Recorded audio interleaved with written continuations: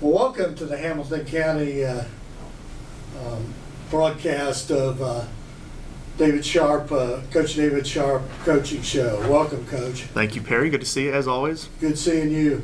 Well, regular season's over, okay? It's behind us now. Everyone in the 6A has the same winning record, okay? Everybody's 0-0. But let's just talk just a few minutes about this past season, maybe some of the things that we did better and some of the things that we learned and moving forward before we talk about getting into the state playoffs. Okay, yeah, well, sure. So I think our regular season, when we look back at our kind of our positives and our negatives, I think when we look at our positives, I feel like we played a lot better offensively. I feel like we moved the ball well against every single team in our schedule. Not so much against Hamilton Southeastern. That was the one really bad game, in my opinion, offensively. But I feel like our kids, when you install a brand new system coming in from after a COVID season or after a COVID break, and the previous year before I got here, we ran 3 or 4 different offenses, and so there's a lot of these kids that we inherited. There's a lot of different lingo going into their head, and a lot of like different code words that said, okay, now scrap that. Now try this. Okay, now scrap that. Now try this. And so when we came in here, we knew it was going to be, this is not a magical fix. And but I'm kind of looking back at the past 2 regular seasons, we made enormous strides.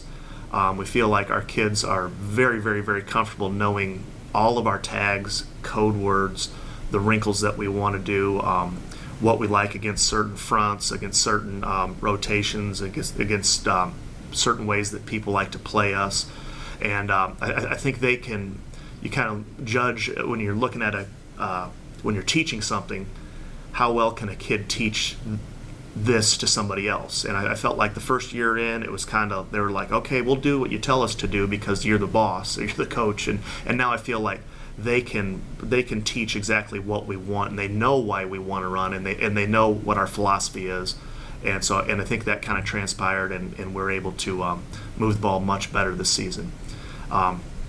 Defensively, I think our what kind of gets overshadowed is how great our 3 TNT defensive linemen played. And those guys are very experienced, but just a major effort by Jacob Hoffman, by Snacks Rogers, and then by Seth Stone. Those guys played the bulk of the reps, in our 3-4 defense, and those guys really gave us a fighting chance every single snap. Now we were very young behind them. And but I felt like those 3 guys gave us an identity defensively when we were slanting and angling. Kind of looking back at some of our negatives, okay. Offensively, we were inconsistent. We would go long drive and then kind of have a bad drive, long drive, bad drive, and we used a lot of running backs. We couldn't quite figure out the exact right rotation halfback wise. That's why we gave the ball to so many different kids. But those positives going back on offense was our offensive line basically played every single snap.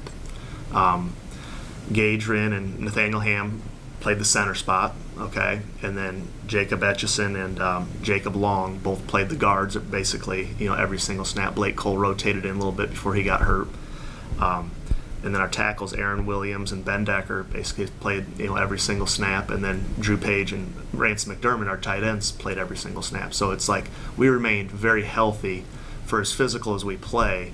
That's a testament to those kids making it through that grind. But looking back at some of our negatives offensively, when Connor Minerding got hurt, it limited a lot of things that we could do. And it was the same way in the Avon game. We were up 21-0, and then Connor got hurt after a 20-yard run, and it kind of took some of our, like I said, options away. Okay, so. But another big positive was, as we started to get more and more comfortable with what we wanted to do, we were able to get a lot of our wrinkles going, and we were able to get Parker Bell going out of pistol, getting Aiden Brewer, being able to throw him the ball downfield, okay, and working in some read options, using Blake Widget as a kind of a gadget. He's such a great athlete and fast kid that can run and catch, and he's a big part of our offense. And we really developed Gage Gully, who ended up being kind of the guy we really want to give the ball to. And then in the Avon game, he gets a 35-yard run for a touchdown, and then a handful of plays later, Doc gets hurt, and it's like, all right, Gage, now go to quarterback. And that kind of took us out of our rhythm because we felt like Gage was fitting up really well and trying to and find the hole really well at the halfback spot. So, but kind of looking back at some of the negatives then. Defensively, we're a step slow, okay, and we're not fast enough in the secondary to man up on some of these great receivers. So we do play a lot of zone coverage. We try to mix up our zone coverage as much as possible and keep it a mystery as to what type of zone we're running. But a lot of times our big breaks were a guy would catch a ball in a not a huge space, but he'd weasel his way out of it, and a 5-10 yard gain turned into a big play, and that happened quite a bit against Westfield, who were playing here on Friday. So that's gotten a little bit better. We played much better defensively against Brownsburg and Avon our last two games, particularly in the passing game. So, and those guys are all young, and it's that's something that we know we can improve on, and we are improving on.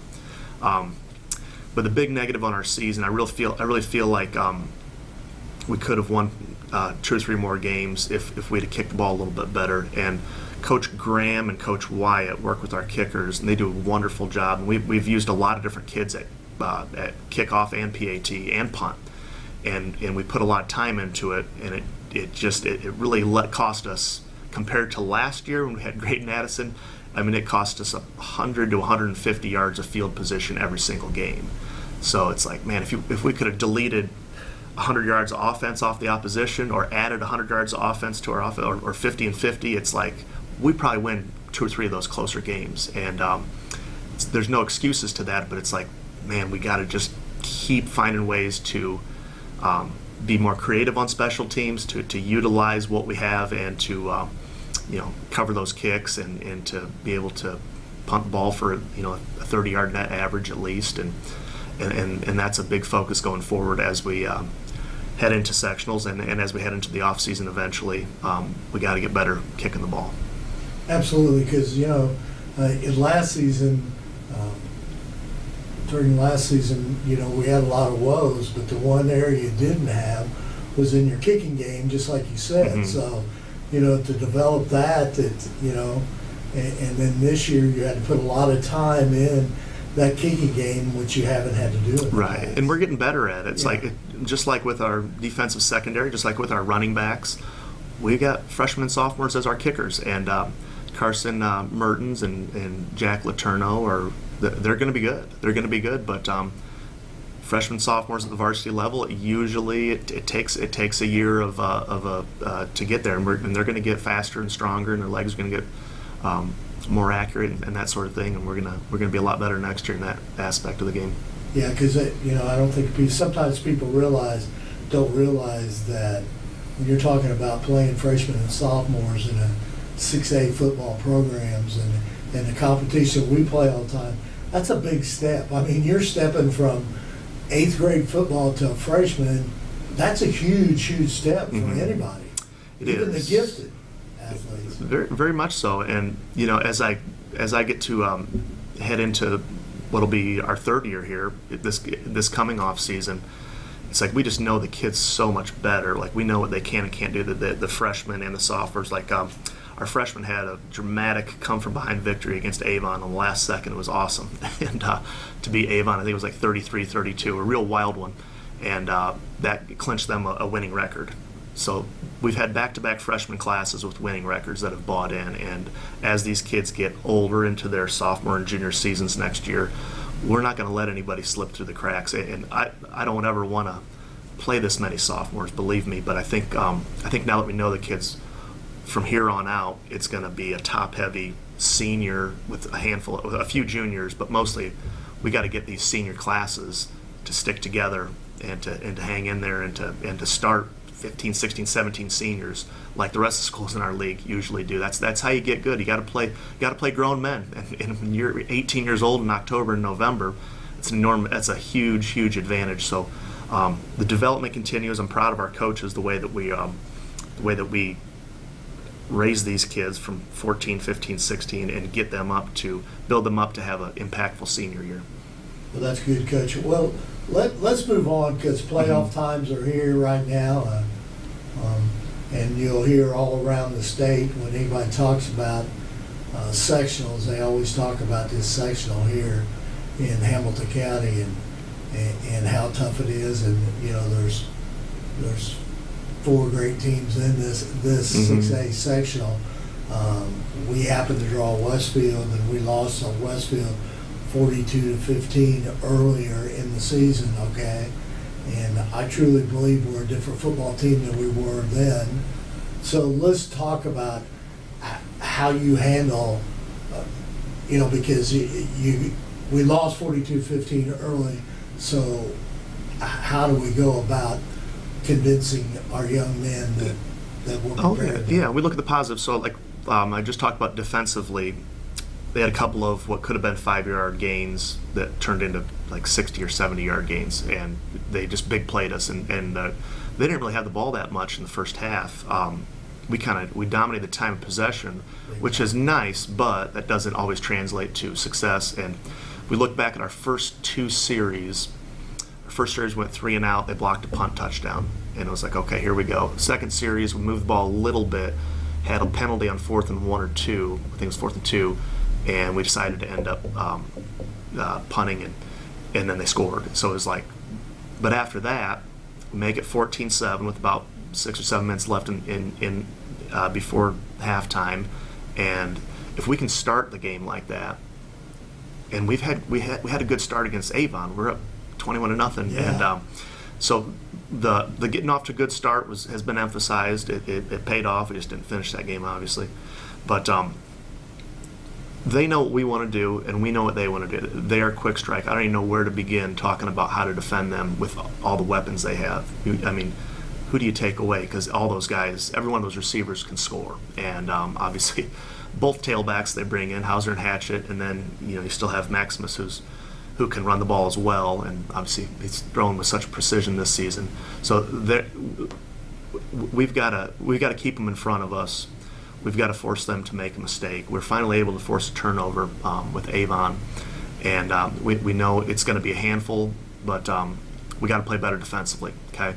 And then offensively, I don't think we had a gain. We had a big run late in the game, but I don't think we had a gain over 10 yards. We just kept 3, 4, 5 yarding them to death, which that's what we emphasize. But at the same point, we've got to pop one. And we've really challenged the running backs. It's like, we're going to run the ball 50 times against Westfield, and one of you is going to make a cut. We're going to make a guy miss, and we're going to pop one for a big game. We have to, because they're so good that eventually 2, 3, 4 first downs, they tighten up a little bit, and they adjust a little bit, and they're able to slow you down after a decent start to a drive. So that's kind of our focus. We would love, when we look at that stat sheet that you're looking at right now, at the end of the game, we would love to see an enormous time of possession advantage on our behalf, but also a turnover battle on our behalf as well. We feel like that's the key to beating this great team. Yeah, because the one thing about it, that first time you played them, time of possession, we had 39 minutes and 26 seconds. And their time of possession in that game was only 8 minutes and 34 seconds. And that's what happens when you score in 1 and 2 play drives. Yeah. So the big play is going to be a really big key to this, of stopping them with that big play. Mm-hmm. And like I said, we've always had the same defensive philosophy. It doesn't matter if we're playing a great team like Westfield or who we're playing.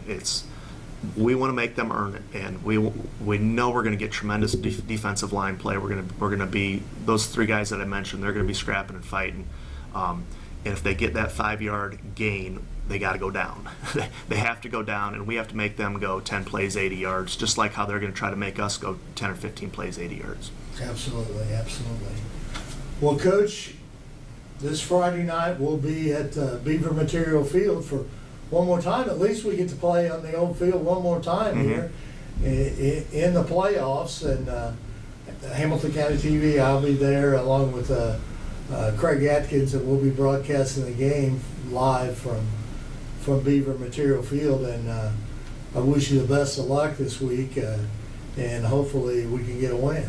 Thanks so much, Perry. We've had great practices. I know we had a letdown in the second half against Avon, but again, as I mentioned to you every week, you can't tell on the practice fields. Our kids truly love football.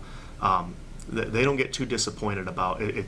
They know that, okay, whatever, I get to strap up my helmet and play with my buddies on Monday, and that's just it's a great group to be around, and they deserve a little bit more success, but football's not a fair sport, and we weren't able to win any of those close ones this year, but we got one more fighting chance, and we know we're going to be a tough out, and we look forward to strapping it up and playing at Beaver against Westfield on Friday. Absolutely. And one last thing I want to say, when you said that about, sometimes it's not fair. Well, life's not fair. Life's not fair many times. Okay, so so the adversity is sometimes that you go through in high school is definitely going to help you later on in life. Absolutely. I can tell you that. Absolutely. Yep.